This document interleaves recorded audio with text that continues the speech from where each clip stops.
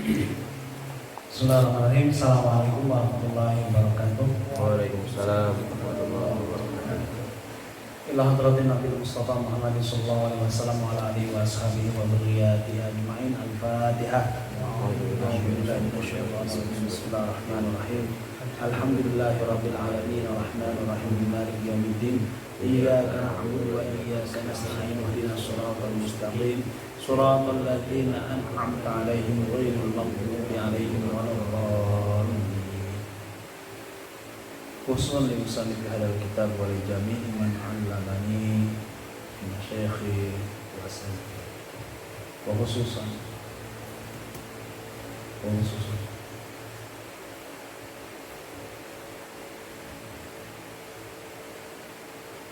Al-Fatihah.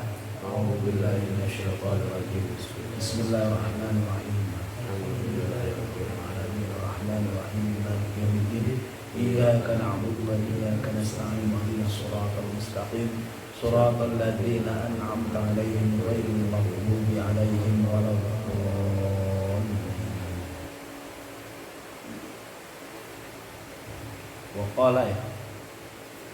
Waqala dan telah bersabda siapa Rasulullah sallallahu alaihi wasallam,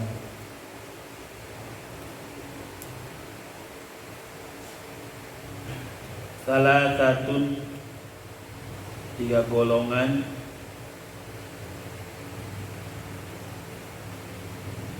la yaqbalullahu, Allah tidak menerima atau tidak akan menerima, lahum bagi mereka, solatan pada solatnya, pada solat,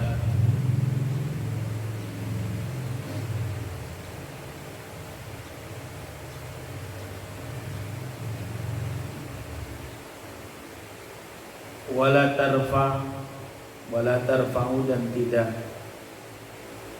mengangkat Allah lahum bagi mereka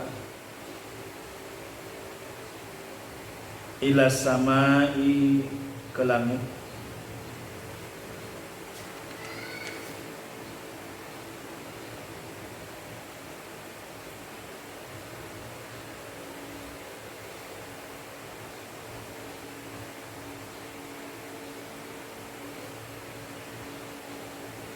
hasanatan, pada kebaikan.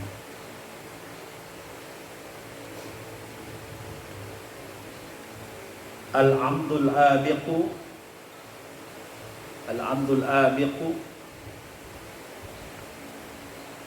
budak yang kabur, min sayyidihi, dari tuannya, hatta yarji'a, sampai kembali abdul abiq, budak yang kabur.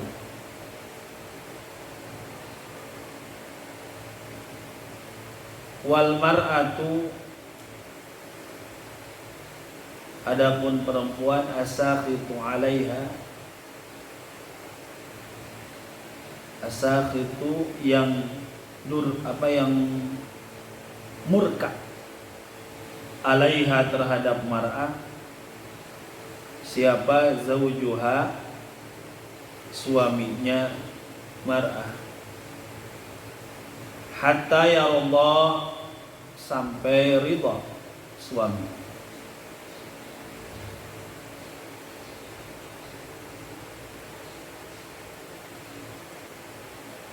Wasakranu, dan mabuk, orang yang mabuk, hatta yashuwa, sampai dia sadar.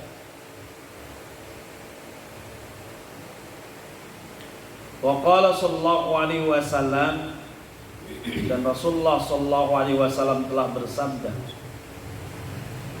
idza qalatil mar'atu, idza qalat, apabila berkata siapa al-mar'atu, perempuan, li zaujiha, pada suaminya,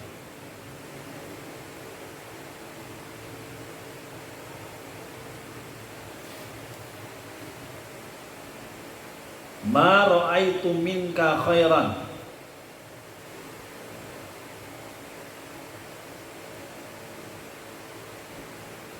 tidaklah aku melihat minka darimu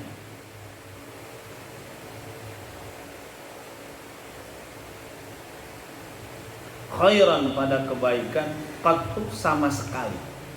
Jadi sama sekali nggak melihat kebaikan yang ada dirimu darimu. Faqad hubita, maka benar-benar telah dibatalkan atau digugurkan apa amaluha, amalnya perempuan atau istri. Wa qala sallallahu alaihi wasallam, dan Rasulullah sallallahu alaihi wasallam telah bersabda, ayu mamra'atin, perempuan yang mana saja, sa'alat zaujaha, minta kepada suaminya, at-talaq, pada talak, min ghairi ma ba'sin. Ya, ma di sini ma taukid. Min ghairi ma ba'sin.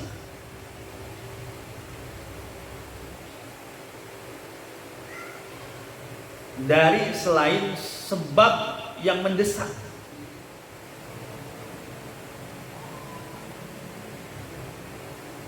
Faharamun, maka haram, alaiha, atas perempuan, apa raihatul jannati, baunya surga. Wa qala sallallahu alaihi wasallam, dan Rasulullah sallallahu alaihi wasallam telah bersabda, innallaha, sesungguhnya Allah, la yanzuru, tidak melihat Allah, ila imra'atin, kepada perempuan,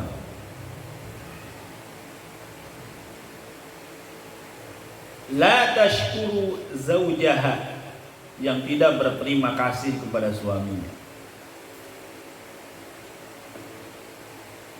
Wa qala sallallahu alaihi wasallam, dan Rasulullah sallallahu alaihi wasallam telah bersabda, awwalu ma,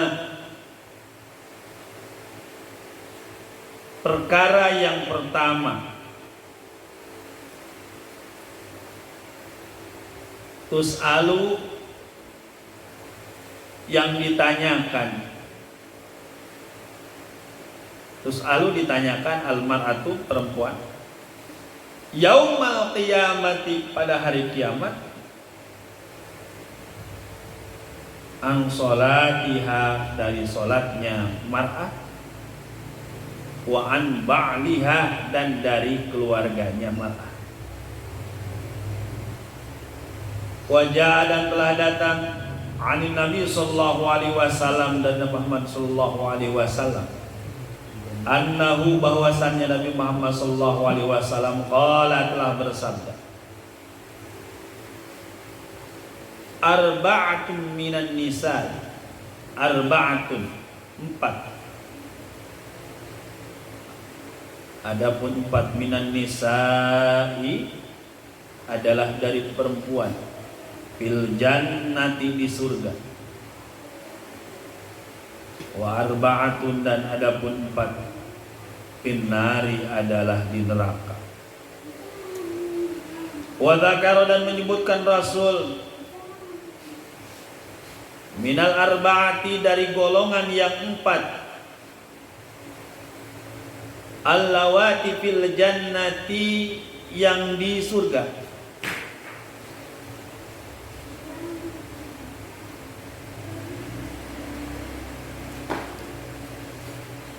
Imra'atan afifatan,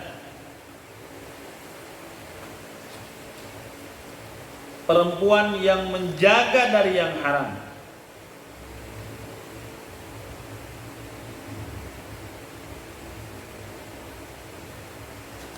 Ta'iatan, yang taat, lillahi, kepada Allah, wali zawjiha, dan kepada suaminya.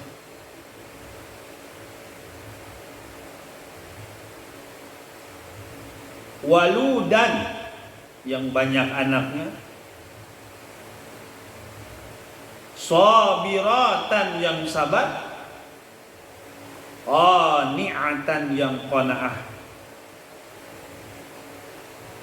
bil yasiri dengan yang sedikit,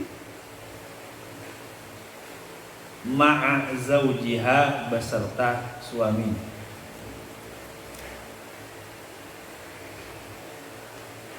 Zata hayain yang memiliki rasa malu,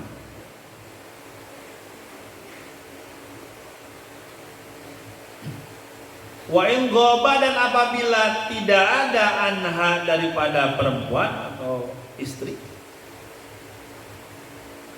zaujuha siapa suaminya mar'ah, hafizat maka menjaga mar'ah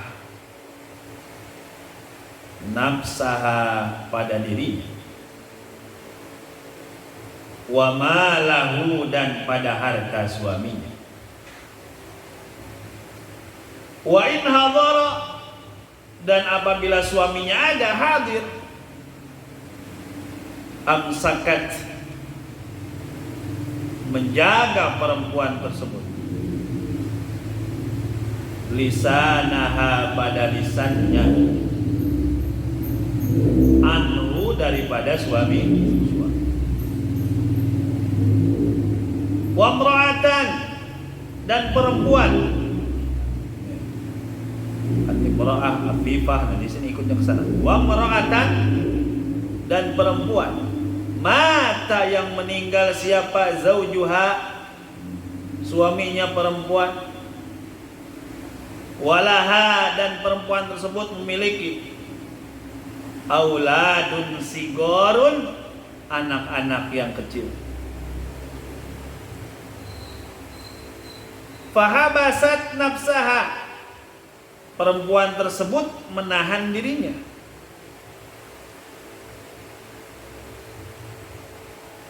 ala auladiha atas anak-anaknya,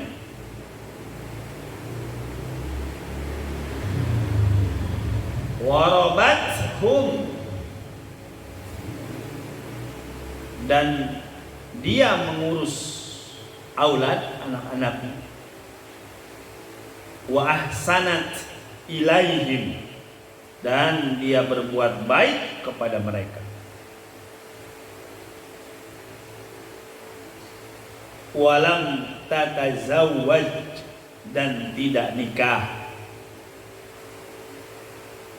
khasyata ayyudhayya'u karena takut mereka terlantar. Jadi karena takut anak-anaknya terlantar.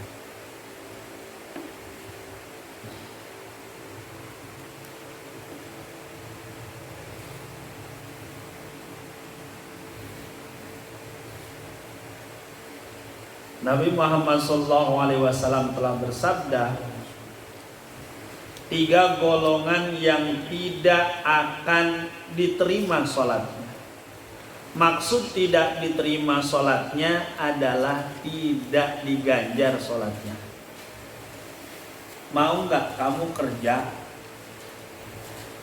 setelah susah payah, setelah pekerjaan kita selesai tapi nggak dapat gaji? Saya kira tidak mau, rugi. Ada viral di televisi, seorang tukang bangunan membongkar bangunan yang sudah dibangun. Kenapa? Alasannya karena nggak digaji. Kalau digaji di dunia masih mending, paling bantar buat makan. Sekalipun nggak dapat gaji hari itu, mungkin kita masih minta ke orang tua, masih minta ke saudara, masih minta ke tetangga, masih bisa. Ini bagaimana kalau sholat yang memang konsekuensi pahalanya nanti berkaitan dengan surga dan neraka? Lah nggak dapat apa, capek doang. Kayak orang upacara, gerak, turun, naik, semuanya kosong, dia tidak mendapatkan apa-apa. Alasannya apa? Kenapa orang-orang tersebut tidak diterima sholatnya? Bahkan doanya, bahkan mohon maaf, bahkan mereka itu tidak diangkat. kebaikannya, tidak diangkat derajatnya. Siapa? Al-abdu al-abid, yaitu budak yang kabur. Sekarang udah nggak ada perbudakan. Yang kabur tanpa ada sebab.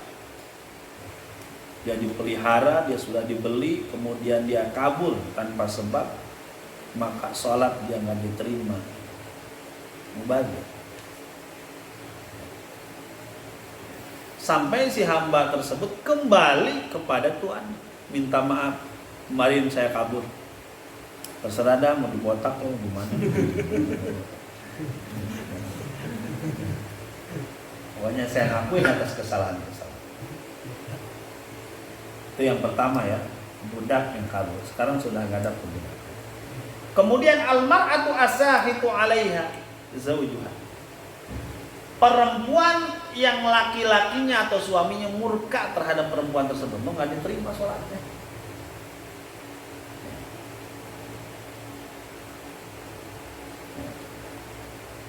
Ini biasanya terjadi apa? Karena nusuk, karena si perempuannya durhaka, nggak diterima.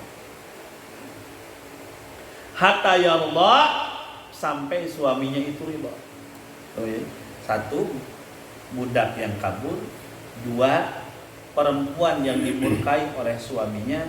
Tiga, wasakranu hatta yaskuah, orang yang mabok sampai dia sadar. Makanya di pertemuan yang lalu saya bilang ya, kalau mau mabok gak usah yang susah-susah, kumpulin tai ayam, masukin ke gelas, minum. Ketemu sama polisi, kenapa? Mabok. Tangkap gak? Enggak. Paling ketawa. Masih kurang juga, kurang mabok. Kumpulin tai kucing. Ya. Nggak bakalan ada yang marah. Kenapa? Lah kok dia minum tujuannya mabuk? Minum tai ayam juga sama mabuk. Ya.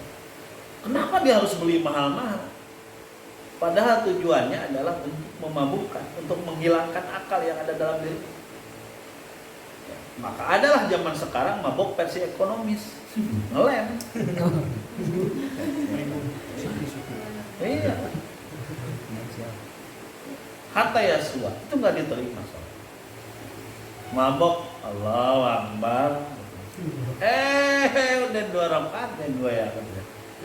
Orang lain imam masih 1, nggak diterima. Jadi hamba yang kabur dari sayyidnya, kemudian perempuan yang dimurkai oleh suaminya, dan yang ketiga orang yang mabok sampai sadar.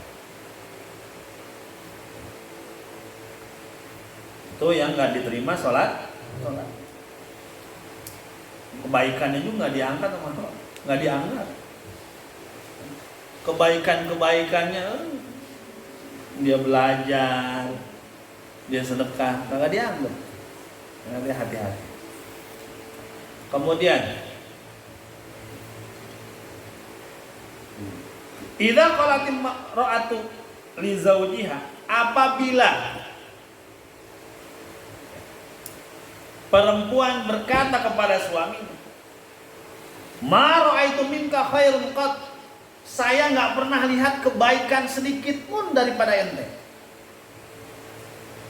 Ini istri sampai ngomong gitu ke suami, nggak pernah ada gua lihat ente itu apa sih lebihnya gitu. Sudah nikah, kemudian ngomong seperti itu ke suami. Dengan omongan seperti itu, walaupun keadaannya dalam bertengkar, jangan pernah ngomong seperti itu. Kenapa? Kubito amru, amalnya digugurin, bayangin, rugi, gagal.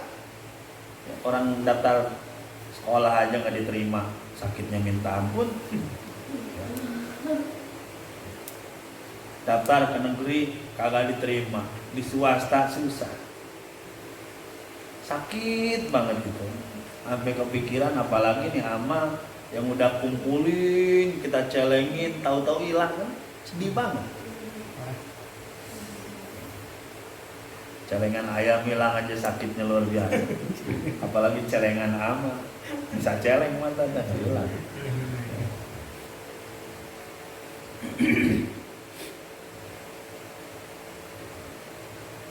Wa ayyum mamra'atin sa'alat zawjuha talaq min ghairi ma ba'sin. Ada lagi perempuan yang mana saja yang minta talak, minta cerai kepada suaminya. Bang, ceraiin baik. Habis no, yang lain bisa jalan-jalan ke luar negeri. Yang lain mah bisa umroh bolak-balik. Yang lain mah punya mobil. Nih hidup kagak ada peningkatan. Timbang bisa makan doang. Timbang bisa beli baju doang. Semuanya serba doang. Nggak ada lebihnya, nggak ada plusnya. Talak dah abang, saya mau cari laki-laki yang lain yang bisa membahagiakan saya. Gimana nih hukumnya kalau perempuan ngomong kayak gitu? Minggu ini mak baksin, mak di sana adalah mak tauhid. Tanpa ada sebab yang mendesak minta talak, nggak boleh bang. Kalau sampai itu terjadi, maka diharamkan baginya mencium wangi surga. Wanginya doang. Bayangin, wanginya. Coba, ente dianggap maling nggak? Kalau ada orang masak jengkol, kecium wanginya, kagak kan? Ini mah timbang wanginya doang, kagak boleh. Makan jengkol enak, wanginya doang mah kagak enak. Itu pun nggak boleh. Mencium baunya aja gak boleh, apalagi mendekat, apalagi melihat, apalagi memasuki, gak boleh. Siapa yang minta talak, minta cerai kepada suaminya tanpa sebab yang mendesak? Sebab yang mendesak contohnya seperti apa? Pokoknya saya gak mau tahu, kata suaminya. Kalau kamu gak dapat pekerjaan besok, maka saya cambuk kamu 100 kali. Itu kan mendesak tuh. Kalau nggak minta cerai bahaya saya. Bisa dikisos mulu ini suami gitu kan. Bisa dihukum mulu. Bisa KDRT terus. Maka ini namanya sabab yang mendesak. Selama suami bertanggung jawab terhadap istri, jangan pernah minta talak. Kan kalau zaman sekarang, mohon maaf, corona ada. Coba lihat, kamu tengok ke pengadilan agama, perceraian meningkat. Jadi selama ini pernikahannya tujuannya apa? Bukan makan, tujuannya adalah kemewahan. Bukan ibadah, tujuannya harta. Perlu gak harta? Perlu. Tapi tujuan utama daripada menikah adalah sakinah, mawadah, warahmah.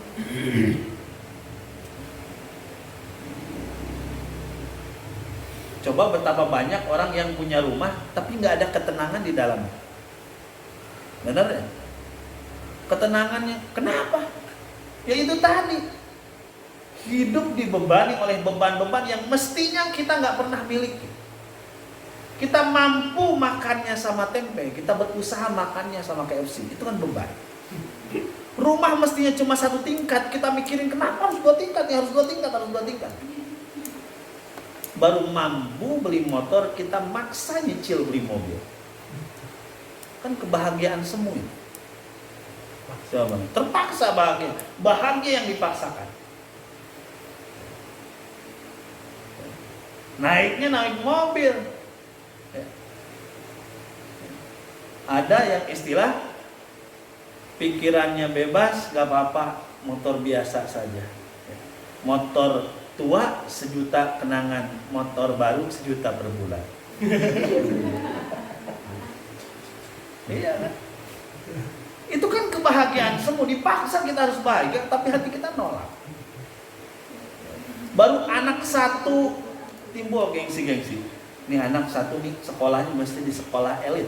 Bahasanya bukan supaya anak saya pinter, supaya anak saya soleh. Di awal sudah ada kesan gimana saya supaya menyekolahkan anak saya ke sekolah elit.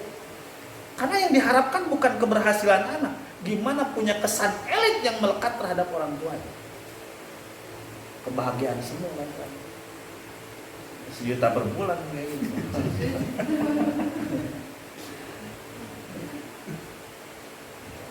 Kan enak kan, naik motor yang kita pikirin nih motor, kita nikmati naik motor itu.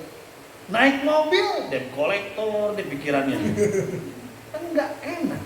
Kebahagiaan yang dipaksakan. Karena itu perempuan saat ini memang permintaan cerai di zaman corona ini banyak. Itu memberikan tanda kepada kita bahwa indikasi pernikahan kebanyakannya motivasinya ini. Dan sebagai laki-laki kewajibannya memang mencari uang, mencari nafkah. Tapi jangan salah, itu mah kewajiban keberapa? Perempuan juga harus tahu. Laki-laki kewajiban pertamanya adalah menjadi imam, instruktur tertinggi dalam keluarga, jenderalnya, presidennya di rumah. Memberi nafkah harus, tapi jangan lupa. Kamu kasih makan doang, ruhaninya gak pernah dikasih, hati-hati. Dosa. Nikahnya cuma nambahin dosa. Kamu beri makan terus, ya. Anaknya sekolah disekolahin, tapi gak pernah disuruh sholat. Istrinya gak pernah disuruh menutup aurat. Maka apa yang terjadi? Sandang pangan kebutuhannya kamu penuhi, rohaninya kosong. Maka apa yang terjadi? Kamu hidup di dunia saja, nanti akan berpisah dengan anak, dengan istri. Semuanya akan menjadi musuh. Istri ketika nanti disidang di hadapan Allah, saya tuh sebenarnya mau ya Allah ibadah kayak orang-orang, ikut pengajian kayak orang-orang. Cuman kan suami saya nggak pernah ngingetin, kan nuntut. Jadi musuh. Nggak pernah ngingetin. Orang ada pengajian nih, ada pengajian malah disuruh ikut jumba saya. Ikut aerobik. Biar langsing katanya. Yoga segala macem. Habis itu makan bakso percuma. Ya coba. Anak juga nuntut. Ya Allah, saya tuh karena gini-gini, emang saya salah, tapi inget juga. Ini tuh ada sebab orang tua saya nggak pernah ngingetin. Iya ya Allah, kalau urusan makan masa dikasih, jajan iya, HP-nya dimodalin, kendaraannya dibeliin. Cuman kalau urusan ibadah, urusan nyari ilmu, saya mah nggak pernah diingetin. Maka saya salah, ya tarik dong bapak saya lagi di surga. Ya tarik dong ibu saya lagi di surga, kalau di surga. Di dunia harmonis, di akhirat bermusuhan semua. Jangan coba-coba, ya. Jadi jangan sampai minta talak terhadap suami gara-gara motivasinya adalah uang. Kan gitu. Sekarang hidup di zaman materialistis, baunya aja nggak. Innallaha la yanzuru, atau maaf. Bahkan di hadis yang lain ada yang mengatakan kalau orang perempuan ngomong karena sebab yang tidak terdesak, kemudian ngomong kepada suami, "Talik nih, ceraikan aku nanti." Hari kiamat itu lahmat. Di wajahnya itu nggak ada dagingnya, gimana sih? Lidahnya keluar, kagak ada wadahnya lidah, kayak gimana? Astagfirullahaladzim. Film horor dah. Ya. Lalah mapi. Nanti dia turunkan ke kerak neraka jahanam. Ya, level 10. Pedesnya luar biasa. Nah, catat. Wa in kanat tasumun nahar wa taqumul laila daiman. Walaupun si perempuan itu apa? Tasumun nahar, siangnya puasa mulu, malamnya tahajud mulu, dan statusnya daiman, terus-terusan. Tapi minta tolak kepada suaminya dengan sebab yang gak jelas, nanti datang di hari akhirat kagak ada dagingnya mukanya. Udah kayak soto Bogor, kagak ada dagingnya. Tulang-tulang dah.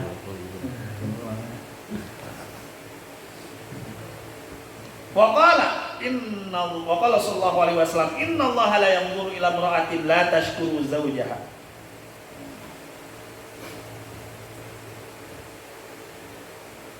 Dan Rasul telah bersabda apa? Sesungguhnya Allah tidak akan melihat kepada perempuan yang tidak bisa berterima kasih kepada suaminya. Terima kasih bukan hanya dengan ucapan. Terima kasih kan rasa-rasanya jarang. Kamu aja kalau dikasih jajan sama orang tua ada nggak ucapan makasih mah? Makasih pak nggak ada. Tapi dengan tindakan juga bisa berterima kasih.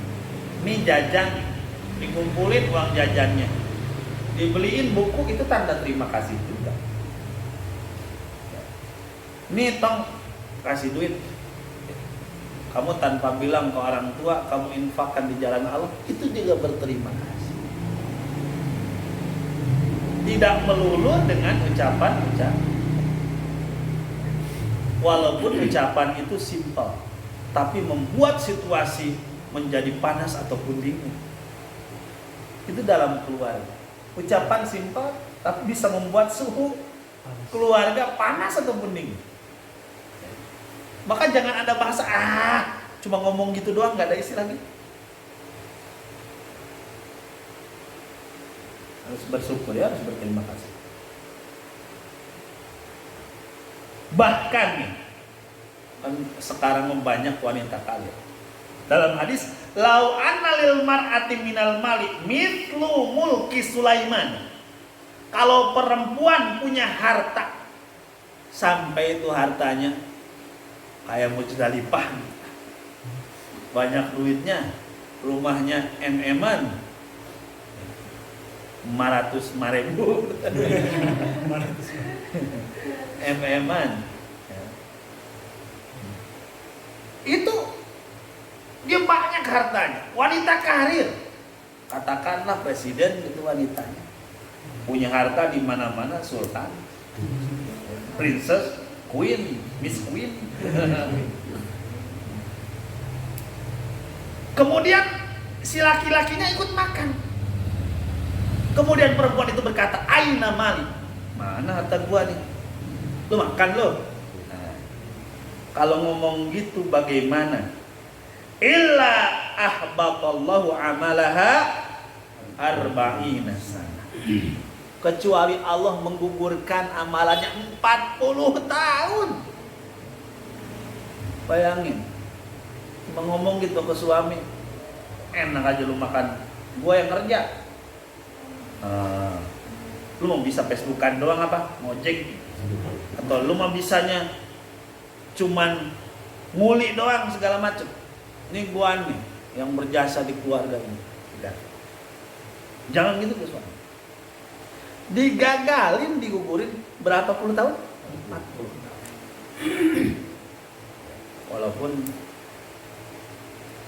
kamu jadi ustadzah, jadi munyai, ya ceramah kemana-mana, indah misalnya lagi ceramah tuh.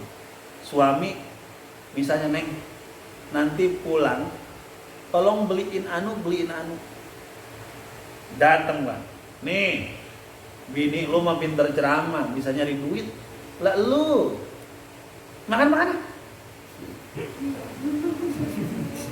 ya, sambil mengungkit-ungkit, aina malik, mana harta saya, ini harta saya. Digagalkan amalan kebaikannya itu selama 40 tahun. Masya Allah. Kalau umurnya 60 tahun, 20 tahun, habis itu celang cepul, habis itu kepotong sama haid, sama nipas, ya habis. Belum lagi riaknya, belum lagi ujubnya, belum lagi gibahnya, ya sia-sia dah. Makanya hati-hati sama laki-laki.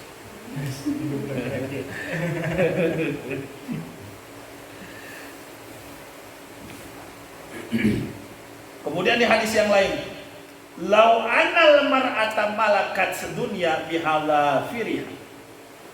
Seandainya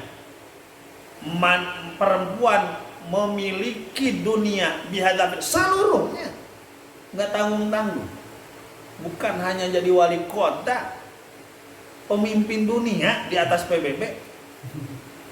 Dia yang punya kawasan. Kemudian ngasih barang-barangnya, dibeliin bajunya ke suami, suami pengen mobil, dibeliin mobil, pengen rumah, dibeliin. Udah bang, duduk yang manis baik di rumah, biar saya yang nyari duit mah. Wah, jadi politikus, jadi pejabat. Suaminya udah bang, yang penting mah saya punya suami ganteng dah di rumah, udah. Saya yang biayain dandanannya, saya yang biayain mobilnya. Yang penting saya bangga dah punya suami atletis, ganteng, diam di rumah, udah. Suatu ketika bertengkar, diungkit-ungkit. Bisa gini tuh dari siapa?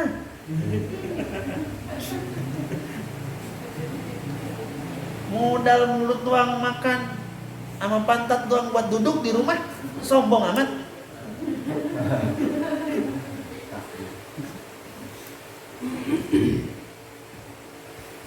Digugurin no, sejak itu amal-amalannya. Nanti dikumpulkan sama siapa? Mak Korun.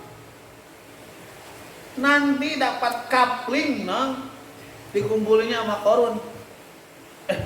Kata Korun, siapa ya? Kok hidung-hidungnya pesek dari Indonesia ya Bu ya?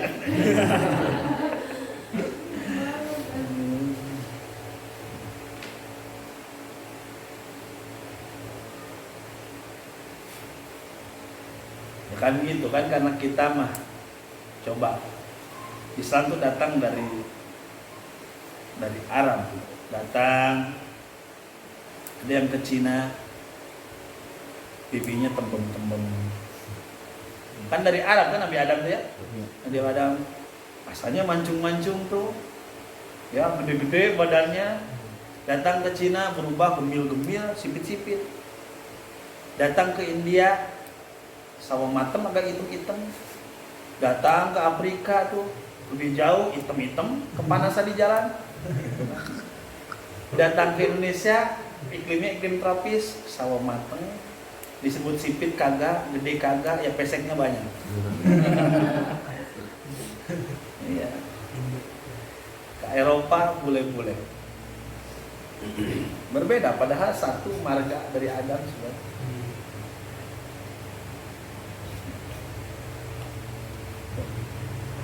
Wa qala awwalu ma tus'alul mar'atu yaumal qiyamah an salatiha wa an ba'liha. Nanti pas hari kiamat nih sidang, yang ditanya pertama itu salat, termasuk laki-laki. Ya. Kalau ditanya itu apa? Salatnya doa, as-salatu imaduddin. Salat itu adalah tiang agama. Oh, lantai 2 kagak ada kalau gak ada tiangnya mah.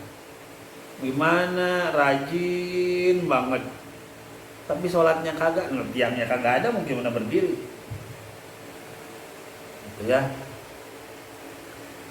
Sholat wa ambaliha, keluarganya gimana waktu dulu tuh ngedidik anak, melayani suami. Kalau laki-laki sama sholatnya, baru ditanya gimana tuh istri, oh ditanya habis sholat tuh keluarga, istri ditanya gimana ente sholat, orang saya mah kiai, sedekah, orang banda banyak. Istri gimana, pakai kerudung kagak, istri sholat enggak, udah ikut sama istri aja. Jangan coba-coba dalam keluarga, baik satu tuh nggak cukup, harus semuanya. Dan maka pentinglah itu seorang imam laki-laki. Makan kita harus tercukupi, tapi rohani jangan lupa. Jadi laki-laki seperti itu. Ketika nikah jangan hanya berpikir ya Allah ini bebawaannya berapa, mau bawa berapa, kan itu yang kita pusingkan. Jiwa yang matang akan berbicara, oke, uang saya cari. Tapi lebih daripada itu, kesiapan mental bertanggung jawab kepada istri saya itu lebih besar. Kalau dulunya istri saya senang istri itu, siapapun itu, senang ini, senang itu, larang. Itu tugas suami. sebagai teman kok jadi sombong ya setelah menikah. Enggak ngaji dulu ya. Nanti bukannya harus ngasih protek terhadap perempuan, terhadap istri. Kamu misalnya ustaz kiai semuanya, amin. Jadi ustaz jadi kiai,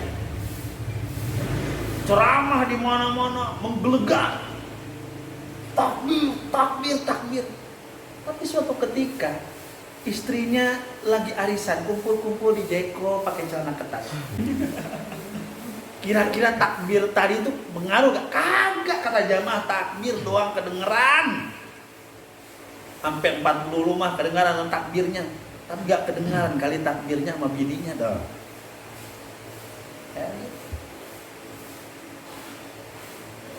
Bisa banget Ustaz tuh. Nasihatin kita mah fasih banget. Istrinya mah ya Allah. Nah, jangankan di akhirat, di dunia aja udah digituin. Kalau ustaz dikata ustaz istrinya. Kalau kiai istrinya. Kalau anak, istri kebanyakan berkaitan dengan anak. Beda dengan suami ya. Kalau istri itu biasanya berkaitannya dengan anak. Anak siapa sih? Lebih dekat ke ibunya. Ketika ditanya seperti itu, maka sebagai suami nanti akan bertanggung jawabkan adalah keluarganya. Istri hati-hati juga, keluarganya juga. Jadi ada saling. Tapi tanggung jawab terbesar jangan lupa dalam berkeluarga itu adalah suami. Gitu. Sekarang kita berpikir masih bebas, masih merdeka, oke lah. Tapi ketika sudah nikah, kita kasih jarak, kita kasih batasan. Ini yang boleh bagi ente. Rahimeh, gitu kan, bisa. Siapa? Yang nggak boleh ini. Sebab kalau gini, nanti saya yang ke bawah-bawahnya di akhirat. Ini mah jangan sepaket. Istri dugem, laki-lakinya disko, ya sama baik. Sepaket.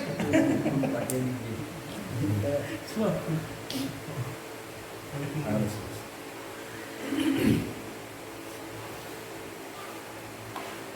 Kemudian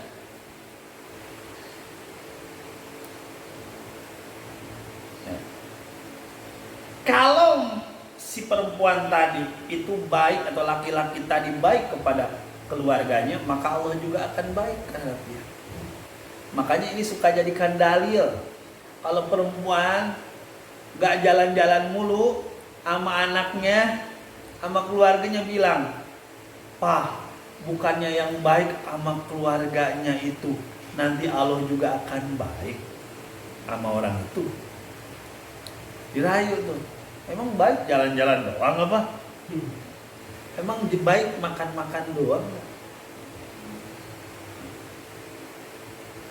Pemahaman jangan terlalu sempit bahwa baik selalu berkaitan dengan dunia. Kasih duit suami baik, tanggung jawab itu bukan baik. Jangan catat. Baik itu bisa mengajarimu, bisa menuntunmu, bisa mengarahkanmu ke arah yang lebih baik. Itu namanya baik. Suaminya mas saya baik, Pak Ustadz. Orang kemana-mana dibolehin baik, dia mah gak pernah larang. Masya Allah terbuka banget suami saya mah. Bukan enggak terbuka banget, nggak paham agama.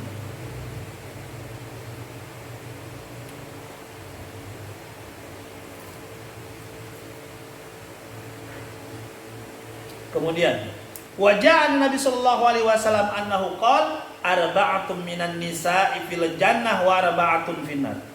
Ini ada perempuan 4 golongannya di surga, 4 golongannya lagi di neraka.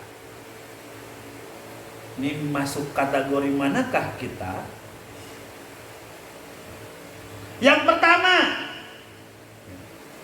kemudian wadakara dan menyebutkan Rasul minal arba'atil lawati fil jannah imra'atan afifatan.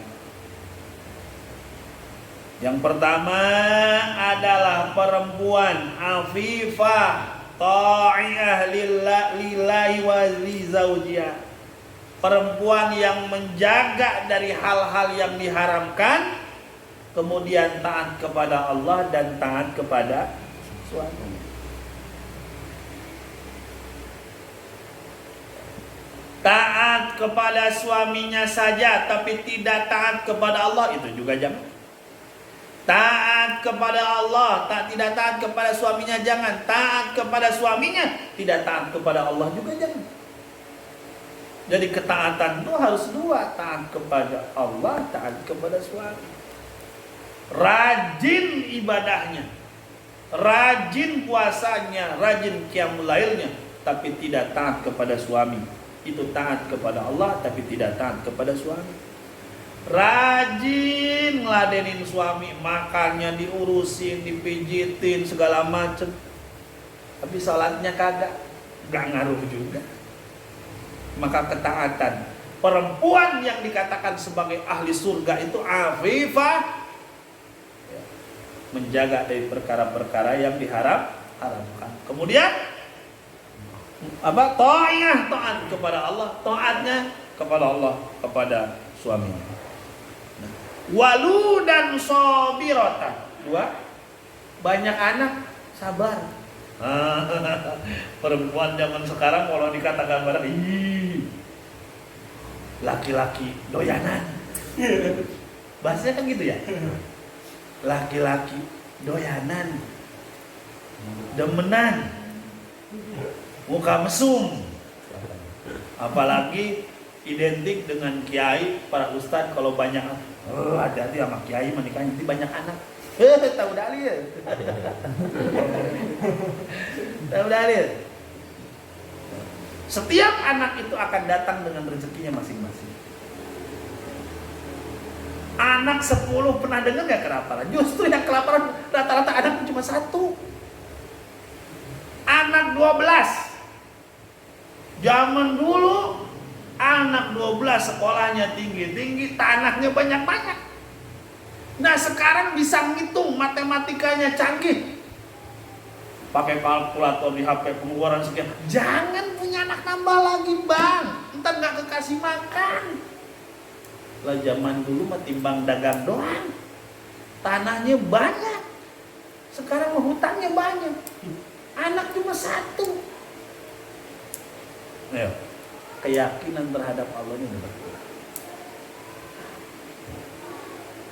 Masa kita nggak yakin masuk ke tempat parkir, saya nitip, bahkan nggak ngomongin tinggal parkir tuh, yakin kendaraan saya nggak bakal ada yang nyuri, yakin sama tukang parkir, sama Allah nggak pernah yakin, nggak pernah mau nitipin anak, nggak yakin juga, sama tukang parkir yakin banget, aku percaya sama kamu.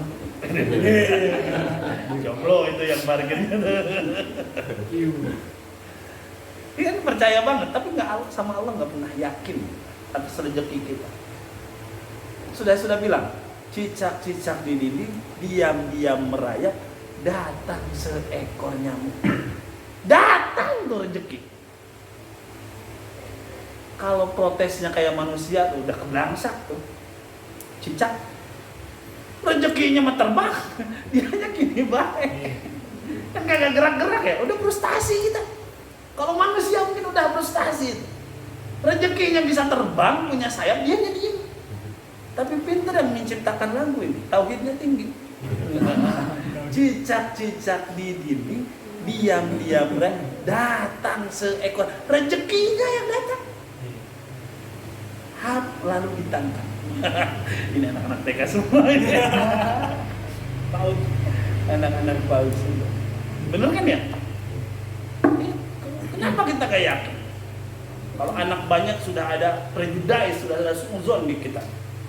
Jangan banyak-banyak anak, nanti gak kekasih makan. Masya Allah. Udah ngomong kayak gitu berani banget sama Allah. Ente boleh gak punya pekerjaan sekarang, tapi ente punya Allah. Manusia bisa bekerja, bisa berusaha. Ustaz, emang rezeki mah Allah yang ngatur. Permasalahan saya gak punya tuh. Orang lain mah dagang sama saya, es cendol sama dua-duanya, tapi kenapa rezekinya beda, Ustaz? Katanya rezeki udah diatur. Ya. Tolong dicatat, bahasa rezeki itu dijemput ya, bukan dicari. Mau kemana? Mau ngejemput rezeki. Sama kayak ngejemput anak. Ini ke TK masuk, jemput datang bawa motor, ngejemput anak. Berapa menit dari rumah, Bu? 10 menit. Lah, saya bisa setengah jam ya? Kenapa, Bu? Saya kan baru ke sini. Perumpamaan nyari rezeki itu kayak gitu. Strateginya, jalannya kita nggak tahu. Mau jemput rezeki, ada yang tahu di sana, cuman harus muter tahu dulu taunya. Ada nyari rezeki, usaha, cuman lama dapatnya, recehan mulu. Ada yang lurus aja. Kenapa? Udah tahu jalannya, cara usahanya kayak gini. Menjemputnya. Maka jangan salahkan Allah. Jadi takar semuanya. Ya. Kalau kita kaya, maka jadikan kekayaan itu adalah sumber ketaatan dengan sedekah. Kalau kita miskin, jadikan sabar itu ladang ibadah kita. Jangan sampai kaya gak bisa ibadah, miskin gak bisa ibadah, itu rugi. Kalau kaya kita ibadah dengan kedermawanan kita, kalau kita miskin kita ibadah dengan kesabaran kita. Jangan rugi 2 kali, udah miskin, kafir lagi. Apa yang diambilnya? Ya, yang pertama taat, ya. Waludan, banyak anak. Sobirotan qaniatan qanaah banget. Bil yasir majaujiha. Dengan hal yang sedikit sabar, ya Allah, alhamdulillah hari ini masih bisa makan juga. Walaupun tiap hari hanya nasi uduk. Walaupun siangnya cuma makan nasi sama ikan doang, sama daging ayam doang, sama rendang juga alhamdulillah. Bersyukur atas rezeki yang sedikit. Bahkan kata Rasulullah SAW, beliau berkata, innal mar'ata idalam tufarrij. Kalau perempuan itu dia tidak mendatangkan rasa bahagia an zaujiha dari suaminya, fidhihi dalam suasana sempit suaminya. Jadi kalau suaminya lagi susah, si perempuan harus memberikan rasa nyaman, rasa bahagia, jangan ditambahkan. Bahkan kalau nggak membahagiakan itu, suami lagi galau, lagi sedih, kemudian kita gak menghibur, lahan malaikat melanahnya, merugikan. Jangan suami lagi di PHK langsung balik badan, megang HP doang. Antum parit dilaknat sama malaikat. Jadi yang pertama tadi imra'ah afifah ta'i'ah lillahi wa li zawjiha. Yang kedua walud sabirah qani'ah bil yasir ma zawjiha. Yang ketiga data hayain, yang punya malu. Kalau nggak ada suaminya, dia jaga dirinya. Bagaimana si perempuan tuh kalau lihat cowok lain, kemudian dia syahwatnya naik, tergoda. Ya Allah, atletis banget, six pack. Suami saya one pack, buncit.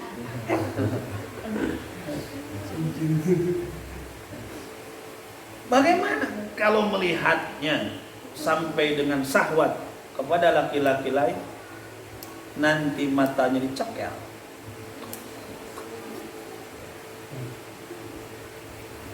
Sumirot ainaha yaumal qiyamah. Allah menciptakan di langit dunia ini 70.000 malaikat.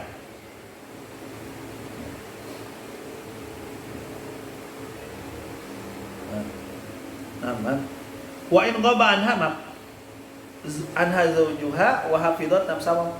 Yang harus dijaga itu bukan dirinya, tapi hartanya juga harus dijaga. Ada hadis yang mengatakan kalau perempuan sampai khianat atas harta suaminya, bahkan tidak mampu menjaga dirinya, maka berapapun banyaknya malaikat yang ada di langit, yang ada di bumi, melaknat perempuan tersebut. Semua malaikat. Menurut sebagian riwayat 70.000 malaikat.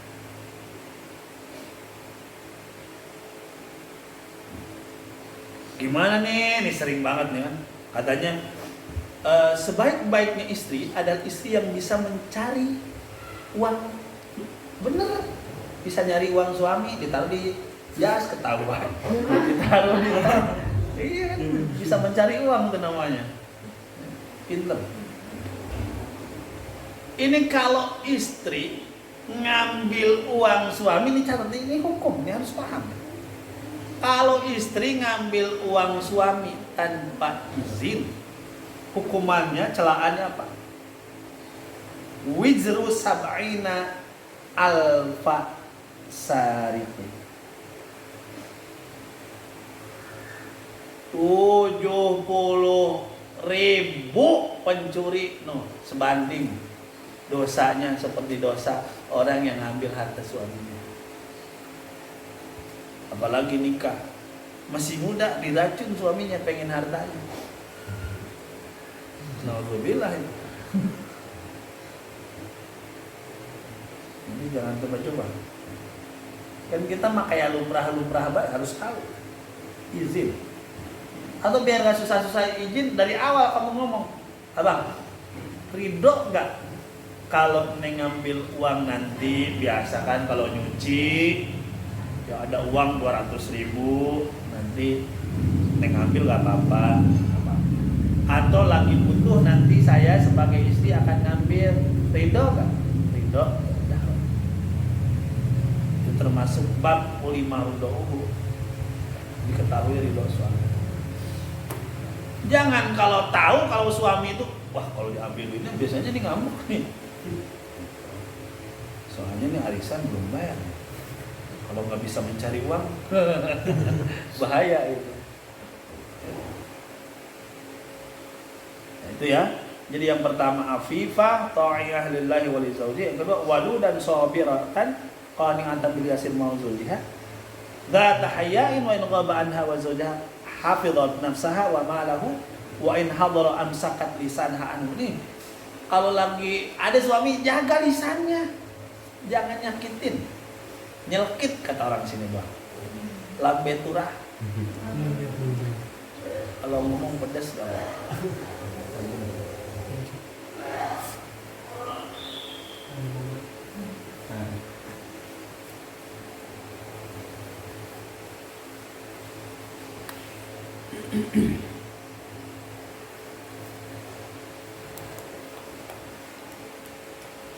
Dan yang terakhir apa? Nih perempuan yang meninggal suaminya punya anak-anak kecil, sabar aja ngurusnya. Bahkan ada orang yang sampai nggak menikah lagi karena demi ngurusin anaknya, takut terbengkalai. Nih yang kayak gini nih calon ahli. Ini boro-boro yang ada gue masih muda, anak nggak bisa ikut babanya, bisa ikut tetangga, diurusin pembantu lah. Gue tinggal happy. Mahmud Abbas, Mahmud anak baru satu.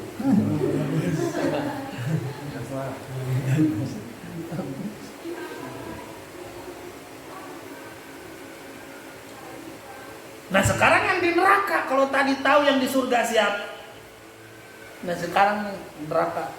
Kita kan sudah dikasih tahu nih kunci surga, kenapa dapatnya kunci neraka, kan bingung.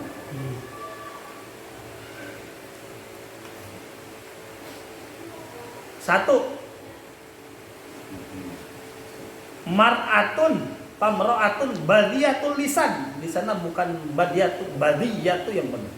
Baliyatul lisan ala zawjiha.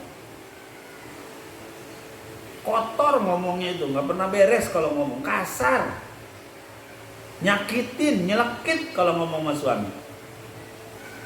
Kalau pergi suaminya nggak pernah jaga diri. Kalau ada suaminya ya nyakitin.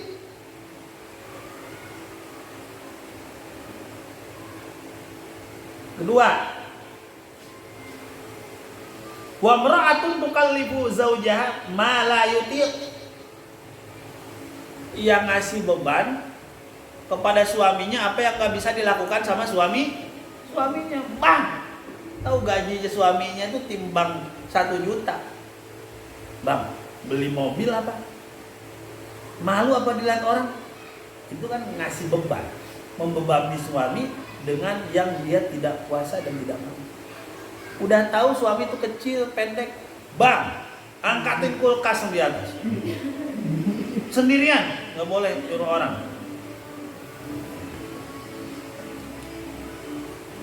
Wa mar'atun la tastur nafsaha min arijal.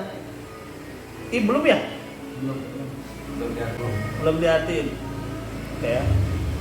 Berarti cukup ke arba'ah ini dulu aja ya, nanti udah bakal. Aduh. Al-Fatihah.